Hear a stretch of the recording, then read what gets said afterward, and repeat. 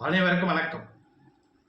கணவன் மனைவி எங்களுக்குள்ள பிரச்சனையாக இருக்குது, நாங்கள் 2 பேர் பிரிஞ்சிட்டோம், ரொம்ப நாளாக பிரிஞ்சியே இருக்கோம், நாங்கள் ஒன்று சேரணும் அப்படின்னா அவர்களுக்கான இந்த பதிவு தான். பொதுவாகவே கணவன் மனைவிக்குள்ள பிரச்சனையாக இருந்தால் ஜாதகம் பார்க்காமல் திருமணம் செஞ்சிருந்தா, இல்லை ஜாதக ரீதியாக அவர்களுக்கு அந்த திசாபுக்தி இருந்தால் அந்த கணவன் மனைவிக்குள்ள கண்டிப்பாக பிரச்சனை ஏற்படும். அப்படி இருந்தால் உங்களுக்கு துர்க்கை அம்மன் வழிபாடு மிக சிறப்பானது, நல்ல பரிகாரம். செவ்வாய்க்கிழமை ராவு காலத்தில் செவ்வரளி புஷ்பம் சாத்தி நெய் தீபம் ஏற்றுங்க.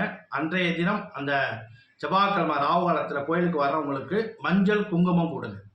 அதாவது கையில் கொடுத்தாலும் சரி, இல்லை பாக்கெட்டாக வாங்கி கொடுத்தாலும் சரி, எத்தனை சுமங்கலி வர்றாங்களோ அந்த சுமங்கலிக்கு ராவு காலத்தில் செய்யுங்க.